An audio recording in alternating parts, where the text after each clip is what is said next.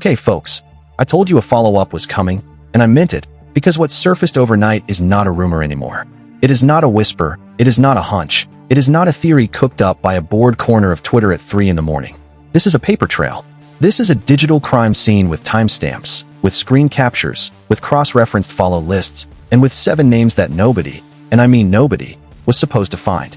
So before we even take a breath, I need you to understand the gravity of what just dropped, because the secret Stefon Diggs profile that everybody has been speculating about for weeks, the burner that quietly followed women Stefon Diggs swore on his own platform he did not know, is not just confirmed. It is alive. It is logged in. It is leaving fingerprints. And the names sitting on that follow list are about to redraw the map of this entire story. This is no longer a Geo situation. Geo is a chapter. The burner account is the whole book. Let me walk you through how this got cracked, because the chain of custody on this one matters. Roughly 3 weeks back, an anonymous profile on Twitter, one of those accounts with no banner, no bio, 6 followers, and a single tweet, posted a screenshot of a private Instagram page. 2 followers, 47 follows, a locked grid, no name. The profile picture was a blurred-out silhouette, the kind that looks like a smudge if you scroll past too fast. And here is where the internet detectives earn their stripes. Somebody reverse image searched that smudged photo. They cleaned it up. They ran it through 3 different open-source tools, and the source image traced back to a watermark that had been scrubbed off an old ESPN photo shoot. The original frame? Stefon Diggs. The bio of the account? Empty, except for a single emoji. A small fish. Now, by itself, an emoji means nothing. People put fish, people put waves, people put zodiac signs. Coincidence is the city we live in. Except, and I want you to sit with this, the exact same fish emoji is sitting in the official, verified, blue checkmark biography of Stefon Diggs on Instagram. Same fish, same orientation, same little colored fin, the kind of detail that nobody copies by accident. So now we have a blurred photo that traces back to him, a bio symbol that matches his public signature, a grid that is private but exists.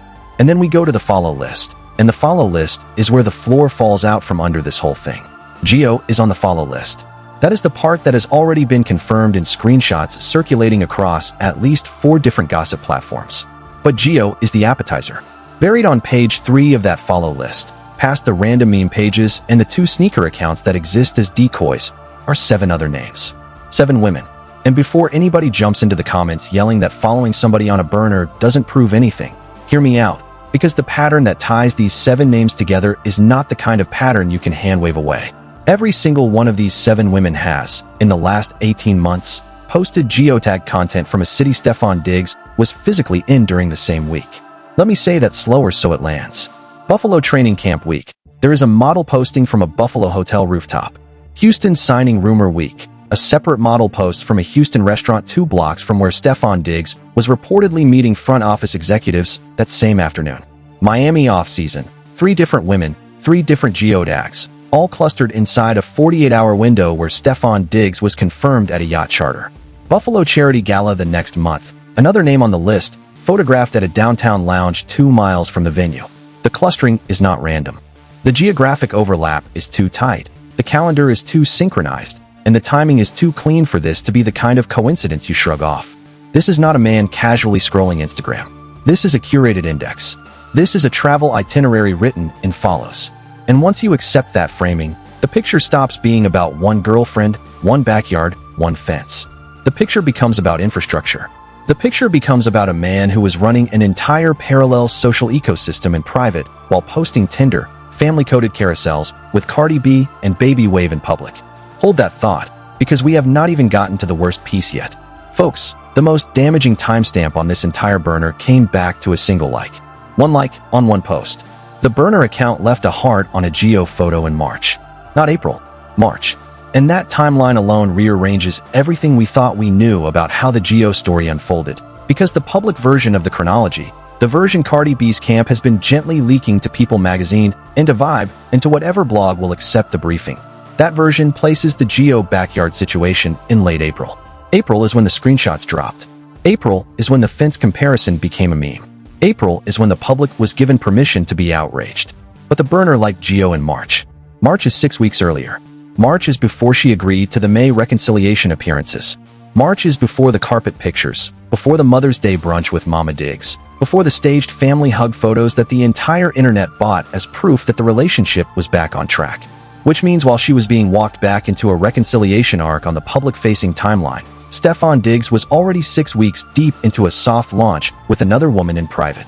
The reconciliation was not a reconciliation. It was a smokescreen. And the burner liking that March post is the receipt that proves it. I am being very careful here, because this is the part where every reckless creator on the internet is going to scream the 7 names without thinking about the legal consequences. I am not naming them. Not on this channel, not on TikTok, not anywhere. But I am going to tell you what they have in common, because the common thread is the whole story. All 7 are working models. 2 have signed agency contracts with mid-tier houses. The other 5 operate independently with significant followings. 5 of the 7 have been publicly linked to men in hip-hop, boyfriends, situationships, rumored ex-partners of established artists. 2 of the 7 have, in the last 12 months, posted content that took thinly veiled shots at Cardi B. Captions about being a real woman. Captions about not chasing taken men.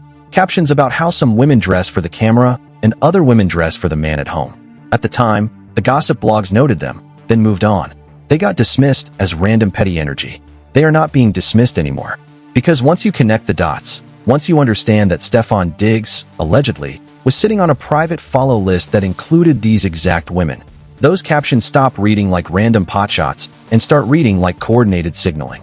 Whether the women knew about each other is a separate question.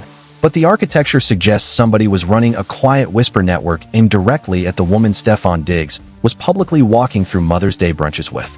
And this is where the internet's amateur detectives have started constructing what they are calling the locker room theory. The theory goes like this. A small, tight, untraceable group of athletes and entertainers maintain mirrored burner accounts as part of a shared backchannel ecosystem. The accounts share a similar visual signature, blurred profile pictures, single emoji bios, locked grids, carefully curated follow lists. Women rotate through these networks. Information moves between the men, traded the way collectors used to trade baseball cards. Names get passed around, schedules get shared, and the public-facing relationships become elaborate fronts while the private architecture hums along underneath. I am not going to confirm the locker room theory. I cannot. The people who could confirm it obviously will not. But the geographic clustering of these 7 names, paired with the calendar overlap with confirmed Stefon Diggs travel, paired with the burner's apparent existence in the first place, makes the theory plausible enough that I am not laughing it off. The people who are laughing it off, I think, are doing so because the alternative is uncomfortable. Let me hit a pattern interrupt for a second, because I know somebody in the comments is about to type, "This is just speculation." So I want to be clear about what is documented and what is interpretation. Documented. The burner account exists, the bio fish matches, the reverse image trail leads back to a Stefon Diggs photo shoot. Geo is on the follow list, 7 other women are on the follow list, the calendar overlap with his travel is confirmed by their own geotags. Interpretation. That the burner was specifically used to maintain access to those women without paper trail. The documentation is solid. The interpretation is what the internet, fairly or unfairly, is going to run with. I am giving you both layers so you can make your own call. Now let's talk about Cardi B, because the silence coming from her camp right now is the loudest part of this whole story. Publicly, she has done nothing. No tweet, no video, no comment, no carefully worded caption with a generic crying emoji. Nothing. And if you have followed her for any meaningful length of time, you know silence is not her natural state. Cardi B is, by her own admission, one of the most bothered humans on the planet. She is a woman whose entire artistic identity is built on saying the thing out loud. So when she goes quiet, that is not peace. That is not growth. That is preparation. That is composition. That is the woman walking into the studio. I do not believe she is sitting on her couch trying to manifest forgiveness. I believe Cardi B is sitting on her couch with a notebook open and a phone full of receipts. The silence is the smartest move she has made in 2 years. She does not need to respond to this in real time. The audience is already doing the work for her. Every gossip page, every detective account on Twitter, every comment section under every blog post. They are surfacing the receipts on her behalf. She does not have to lift a finger. She just has to wait. Sources circling her camp, and not every whisper that floats out of these camps is gospel. So I am giving you the temperature of the room and not a sworn affidavit. But those sources have been suggesting that her legal team is in possession of what is being described as a comprehensive list. A comprehensive list. Read that with the implication intact. That phrasing, if it is accurate, suggests she already knows the 7 names. It suggests she might know more than 7 names. and it suggests she is sitting on that information, waiting for the optimal cultural moment to surface it in a way that does not expose her to a defamation lawsuit, but does invite, as the gossip ecosystem loves to call it, a cultural verdict. She does not throw the first punch. She builds the case, then conducts the symphony. The Free Summer album that has been quietly teased on her stories for the last 6 weeks? That is not coincidence. That is a release valve. That is the moment where everything that has been bottled up gets weaponized into bars. And if even half of the burner story holds up under scrutiny, the bars are going to be apocalyptic. So when I tell you this is worse than Geo, I want you to understand exactly what I mean by that. Geo was a single incident. One woman, one backyard, one viral fence photo, one public scene. Geo was a moment. The burner is not a moment.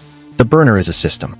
The burner is the documented architecture of a man who built parallel infrastructure to maintain a separate romantic economy while publicly performing the role of devoted partner and present father. That is not infidelity. Infidelity is a slip. Infidelity is a one-time betrayal you can apologize for. This is engineering. This is design. This is somebody who sat down and built the back end of a double life and then ran it for months, possibly longer, while looking Cardi B in the face and kissing her stomach for the camera. And once you have built that kind of architecture, you cannot quietly dismantle it. You can only get caught running it. I have to address what is coming in the replies, because every time I cover anything involving Stefon Diggs, a contingent shows up asking whether I am being unfair, whether I am piling on, whether I have some personal grudge. I do not. I have never met Stefon Diggs. I have never met Cardi B, and I have no horse in this race except the truth and the receipts. The receipts are damning. Not because I want them to be, because they exist, and because the chain of custody is tighter than anything we have had on a celebrity burner story in years. This is not grainy footage. This is forensic-grade documentation, surfaced by an internet that has gotten frighteningly good at this work, and Stefon Diggs has not, as of this recording, issued anything resembling a credible denial. His team has not denied the account, the photo source, the biofish, the follow list. The silence is not innocence. The silence is a legal strategy. And listen, I will say this for him. Stefon Diggs is not stupid. Whatever else can be said about the choices on display, he is calculating. He moves with intention. The burner, if it is his, was not careless. It was constructed with the assumption that nobody would ever find it. The blurred photo, the empty bio, the locked grid, the curated follow list. Every design choice was made by somebody who understood exposure was possible and built the account to survive a casual search. The problem with that calculation is casual search is not what got him here. What got him here is an internet with more time, more tools, and more motivation than any private security team can keep up with. Hold on. Let me back up to something I glossed over. The Buffalo Charity Gala. One of the 7 women on the follow list was photographed at a downtown lounge the same night Stefon Diggs was at the gala. On his public Instagram, he posted a story from the gala at roughly 10:47 p.m. That same model, on her public Instagram, posted a story from the lounge at roughly 11:54 p.m., 67 minutes apart. The lounge is, per a quick map search, an 8-minute drive from the gala venue. I am not telling you what happened in those 67 minutes. I am telling you the timestamps exist. They were noticed. And the kind of person who notices that overlap is now the kind of person posting comprehensive Twitter threads about it. And there is more. There is so much more. There is a Houston nightclub from January where 2 of the 7 were in the same VIP section as Stefon Diggs. A Miami yacht photo from February where one of the 7 was tagged on a separate friend's grid in a background frame, sunglasses on, drink in hand. A Los Angeles Awards after-party where a 3rd name was caught in a paparazzi frame walking 3 steps behind Stefon Diggs through a hotel lobby. 7 names, 7 cities, 7 calendars overlapping his calendar. At a certain point, coincidence becomes a math problem and the math stops working.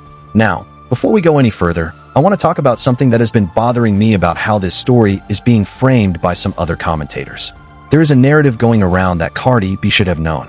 That Cardi B should have seen the signs. That she should have left the first time, the second time, the 7th time. And I want to push back on that narrative, because that narrative is how we end up blaming women for the engineering of the men who deceive them. She was not investigating him. She was not running open source intelligence on his Instagram follows. She was, as far as anybody could tell, in a relationship she believed was being repaired. She was showing up at his mother's brunch. She was deleting old photos to make room for new ones. She was doing the unglamorous, exhausting work of trying to rebuild trust in a man who, by the look of the receipts, was simultaneously running a back-end operation in the dark. She did not fail to see this. She was actively deceived by it. There is a difference. And the difference matters. If I sound a little heated, it is because I have watched too many women in the public I get held responsible for the deceptions of the men they loved. Cardi B is not the architect of this story. She is the woman who was supposed to be looking at the front door while somebody was building a second house out the back. Okay, let me reset the temperature because I want to walk through what comes next, and what comes next has a lot of moving parts. The first piece is the legal exposure. The burner account, if it is what the internet says it is not by itself illegal. People are allowed to have private Instagram pages. People are allowed to follow whoever they want. The legal exposure comes from the timing question. If any of the 7 women were, at any point, in private communication with him through that burner, and if any of those communications coincide with public statements he made denying contact, the legal landscape changes. Not criminal. Civil. Defamation lawsuits work in both directions, and so do breach of contract considerations on any morality clauses in the endorsement deals he has reportedly been negotiating. The product launches that were quietly being teased over the last 2 months? Those launches require partners who do background diligence. And the partners doing diligence right now are reading the same tweets we are. The second piece is the family piece. Stefon Diggs has, over the last 2 years, leaned heavily into a redemption arc that placed his relationship with Cardi B at the center. Mother's Day brunch photos, sideline appearances with the baby, coordinated holiday content. That redemption arc had real commercial value. Brands liked it. Networks liked it. The audience liked it. The burner story does not just complicate that narrative. It detonates it. Every brand that signed a deal on the strength of the Family Man rebrand is currently in a Monday morning meeting deciding whether to wait the news cycle out or quietly distance. The third piece is the cultural piece, and this is the one I think outlasts all of this. Because what the burner represents is not a Stefon Diggs problem. It is a category problem. The locker room theory is being floated because the internet has begun to suspect this kind of architecture is not unique to one man. People are looking sideways at their favorite athletes and entertainers. People are wondering how many accounts exist, how many private follow lists, across how many burners, contain how many quietly curated women. Stefon Diggs may end up being the case study that opens an entire era of exposure, the first chapter of a longer reckoning. Maybe that is why the silence from his camp is so absolute. Because the moment somebody talks, every other man with a parallel setup has to wonder whether the talking will spread. Let me ask you something directly, because I want your verdict. Do you believe the burner account belongs to Stefon Diggs? Yes or no? Drop your call in the comments. And second question, separately, do you believe the locker room theory has legs, or is that one a bridge too far? I want both answers, and I want them honest, because this is the kind of story that requires the community to think out loud together. While you are thinking, let me walk you through what I expect to happen next, because the rollout of the rest of this story is going to follow a predictable shape. Step 1. Expect another anonymous Twitter account to surface in the next 48 hours posting a second screenshot. Maybe a DM. Maybe a comment exchange. Maybe a story view captured before the burner went private. Once the first crack opens, more cracks open behind it, because the people sitting on adjacent receipts get emboldened. Step 2. Expect Stefon Diggs' camp to issue a statement that is carefully worded, lawyer-vetted, and devoid of specifics. Something to the effect of the speculation circulating online is not reflective of reality, and we are evaluating our legal options. That is the boilerplate. Watch for it. The exact phrasing will matter, because what is in it is less interesting than what is missing from it. Step 3. Expect Cardi B to release something. Not a statement. Not an interview. A piece of art. A snippet. A caption. A photo. Something that lands as a flex without addressing the burner directly. Cardi B is a master of the indirect response. She does not need to say his name. She just needs to drop the right 4 bars at the right moment, and the rest of us will do the translation. Step 4. Expect at least one of the 7 women to either get publicly identified by a less careful creator or to identify herself in a preemptive move to control her own narrative. That is the wild card. The other 6 names will likely stay buried unless somebody crosses a legal line. But there is usually one who decides she would rather speak first than be spoken about. And if she does, the floodgates open. Step 5. The long game. Expect this whole story to feed into whatever Cardi B is preparing artistically. Not because she is exploiting it, because she is processing it, in public, in music, in front of millions. Whatever she releases over the next 6 months will carry the fingerprints of this moment, whether she names it or not. Swing back to Gio for a second, because Gio has been weirdly quiet, and the silence is doing work I do not think people have clocked. When the backyard photos first surfaced, Gio was defiant. Screenshots, captions, a few stories charitably described as inflammatory. Then, abruptly, Around the same time the burner began trending, her content shifted. Softer captions, apolitical posts, a retreat from the gossip circuit. Some people read that as Geo realizing she was a pawn, some as Geo being advised by counsel, some as Geo quietly cutting a deal. I am not going to tell you which is right. The timing of her tonal shift, paired with the emergence of the burner story, is itself a piece of the puzzle worth holding. And here is the meta question I keep coming back to. Why did the burner surface now? Burners do not get discovered by accident. Somebody, somewhere, either leaked the lead or burned a source. And the timing, right as the public was being asked to invest in the reconciliation arc, feels too sharp to be random. Whether the leak came from inside his circle, from inside Cardi B's circle, from a third-party investigator, or from a digital trail he himself left behind out of arrogance, the leak was a choice. Somebody made a decision to put this in front of the public right now. That somebody has not yet identified themselves. But the choice itself is part of the architecture of the story. Let me put a marker down for the record. I am not in possession of the original screenshots. I have not personally verified the Biographies, the photo source, or the geotag overlaps. What I have done is cross-reference what is publicly circulating, weigh it against the source patterns I have seen in dozens of celebrity exposes, and tell you which pieces look credible and which look like internet wishful thinking. The Biographies is credible. The reverse image trail is credible. The geographic clustering is credible because it can be checked against publicly posted geotags. The locker room theory is plausible but unconfirmed. The comprehensive list whisper is a single-source rumor I am passing along with appropriate caveats. You make your own calls. That is the deal on this channel. I bring the receipts I can verify, I flag the ones I cannot, and you decide what to do with the math. What I will not do is pretend this story is just gossip. Because what we are watching unfold here is the slow-motion collapse of a public persona that was carefully maintained for a long time. Stefon Diggs spent 2 years rebuilding his image after the prior allegations, the prior viral moments, the prior incidents that the people closest to him probably hoped would fade. He hired the right publicists. He coordinated the right photos. He made the right appearances. He locked arms with the right woman in front of the right cameras. And he did all of that while, allegedly, running a back-channel operation that contradicted the entire rebrand. That is not a slip. That is a strategy. And the strategy is now public. She, in the meantime, gets to make a decision that most women in her position never get to make. She gets to decide the timing of the response. Because she has the platform. She has the receipts. She has, if the whispers are accurate, the comprehensive list. And she has the cultural authority to land a verdict that nobody else in this story can land. What she does next will define how this whole arc is remembered. I trust her instincts. I have always trusted her instincts. She is, in my reading, one of the sharpest tactical minds in the current entertainment ecosystem, and she has earned the right to choose her own moment. So drop me your calls below. Are you team burner is his? Or are you team this could still be fabricated? Are you team locker room theory? Or team that one is a stretch? Are you team Cardi B should burn the house down on stage? Or team she should walk away quietly and let the receipts do their own talking? I want all three answers. I want them detailed. The comments under these videos have honestly become the most interesting place on the internet to read about this story, and your reads consistently catch things I miss. Before I wrap, one more piece, and this one is going to require its own video, so I will only tease it here. There is a Playboy Cardi angle that has started to braid itself into this story. The follow and unfollow pattern between his account and Cardi B's account over the last 6 weeks is not behaving like a casual interaction. There are screenshots circulating that suggest a more deliberate exchange than fans initially clocked. I am not going to unpack it tonight, because it deserves the full forensic treatment, and I owe that to you. But that is the next video. That is what is on the calendar. And if you do not want to miss it, you know exactly what to do. Catch the notification when it drops, because the Playboy Cardi piece reframes a part of this story that I do not think anybody has fully connected yet. I will see you when it goes live. Stay sharp out there.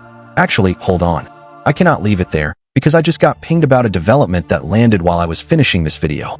A separate set of digital detectives has begun mapping the like history on the burner with timestamp precision.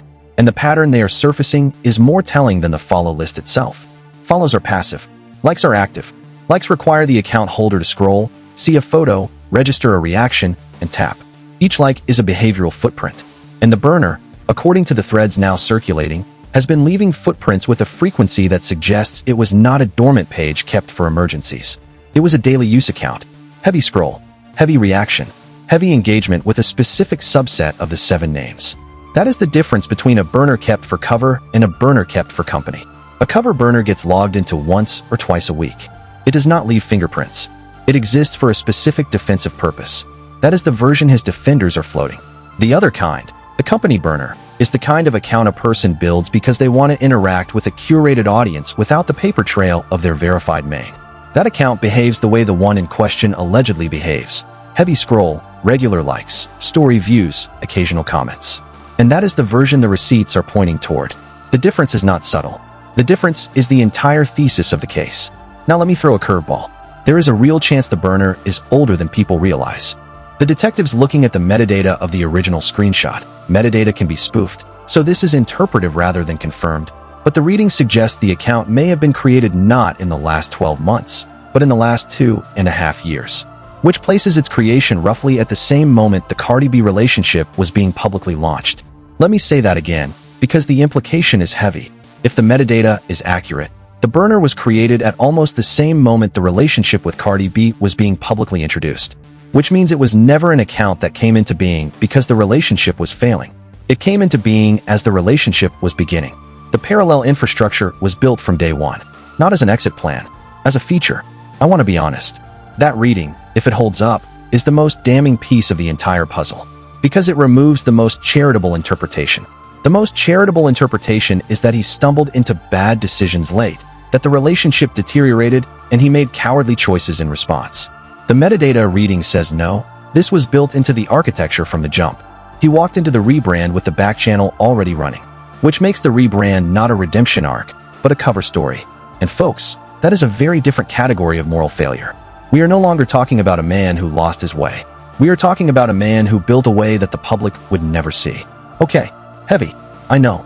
Let me give you the counterweight, because I do not want to leave this purely in the prosecution column without acknowledging the defense. There are people, including people I respect, arguing that the entire burner story is a manufactured narrative designed to give her a clean exit. Their argument runs like this. She wanted out. The reconciliation was politically necessary, but emotionally unsustainable. Surfacing a burner that could be plausibly tied to him without being conclusively tied to him would give the public a reason to side with her without requiring her to publicly accuse him of anything specific. Either way, the function is the same. It lets her walk away with the moral high ground intact. I find that theory interesting. I do not find it convincing. First, the detail work on the bio fish and the photo source is too specific to be a fabrication that would survive scrutiny. Second, the geotag overlap across 7 different women in multiple cities is too elaborate to manufacture without leaving its own trail. Third, and most importantly, his camp has not denied the account. They have not denied the photo source. They have not denied the fish. If this were a setup, the standard response would be a swift, specific, fact-by-fact denial. The response we are getting is silence. And silence in this kind of story is almost never the response of an innocent party with clean facts to surface. Still, I want to put the alternative theory on the table because I want you to make your own call. The case for the burner being his is strong. The case for it being a setup is not zero. Now let me hit you with a question I have not seen a single other commentator ask, and I think it is the most important question in this whole story. Where is Stefon Diggs right now? Physically, geographically, today? Because in the 72 hours since the burner story broke, his public-facing accounts have gone dormant. No posts, no stories, no reposts, no team announcements, nothing, which is its own kind of tell. For a man who has spent 2 years carefully managing his public image, the sudden dark mode is a strategic choice. Either his team is telling him to stay off the platforms while they figure out the legal posture, or he is in a place where surfacing publicly would damage him further, or both. The previous incidents in his timeline all followed a similar pattern. Scandal breaks. He goes quiet for 5 to 7 days. Then he resurfaces with a carefully staged appearance that signals normalcy. Watch the clock. If the pattern holds, we are about 36 hours from his next scripted reappearance. And what he chooses to do will tell us a lot about the legal posture his team has settled on. My bet, just a bet, is the reappearance will be a workout video. Something low stakes, sweat-coated, jersey on, focused. Athletes use that vocabulary when they need to remind the audience that they exist as more than the scandal. It is the cleanest possible reset. If we see that, it tells me the lawyers have decided direct engagement is too risky and the strategy is to ride out the cycle. If we see something more aggressive, a denial video, a sit-down interview, a public outing with friends, that tells me the camp is panicking. And panic is usually a tell that the story is worse than they have been hoping. Watch the next 36 hours. The choice he makes will be the choice. Let me close this section with a thought about Cardi B, because I keep coming back to her. And I keep coming back to her because she is, in my honest opinion, the most interesting person in this entire story. Not the most powerful, not the most famous, not the most followed. Although she is all of those things. The most interesting. Because Cardi B is, at this exact moment, sitting on a decision that almost no other woman in entertainment gets to make. She gets to decide what kind of story this becomes. If Cardi B plays it loud, The Burner becomes a chapter in the most explosive breakup album of the last decade. If Cardi B plays it quiet, The Burner becomes a story that fades into the background of a graceful exit. If Cardi B plays it strategic, The Burner becomes a long-tail narrative resurfaced over the next 2 years at moments of her choosing, in lyrics, in interviews, in carefully timed photo drops. Whichever she chooses, she controls the canvas. And I have a lot of confidence in her ability to choose well. The public underestimates her routinely. People look at the volume of her personality, the loudness of her on-camera presence, the willingness to clap back in real time, and conclude she is impulsive. She is not. The impulsivity is performance. Underneath, it is one of the more calculating minds in the business. She knows when to be loud and when to be silent. She knows when to drop a single and when to delay one. She knows when to file a lawsuit and when to settle quietly. This chapter, however it resolves, is going to be a masterclass in how she authors her own narrative under pressure. And here is the closing observation I want to leave you with. The reason this story matters beyond the gossip layer is that it is, in miniature, a story about how digital infrastructure changes the shape of betrayal. 20 years ago, a man like the one being described could not have run a parallel social ecosystem at this scale. The architecture did not exist. No burner Instagrams, no follow lists, no geotagged stories, no reverse image searches. The infrastructure of deception was small, local, fragile. Today, the infrastructure is vast, networked, and leaves fingerprints that an army of internet detectives can reassemble with frightening precision. The very tools that make this kind of double life possible are the tools that make it findable. That tension is going to define the next decade of celebrity culture.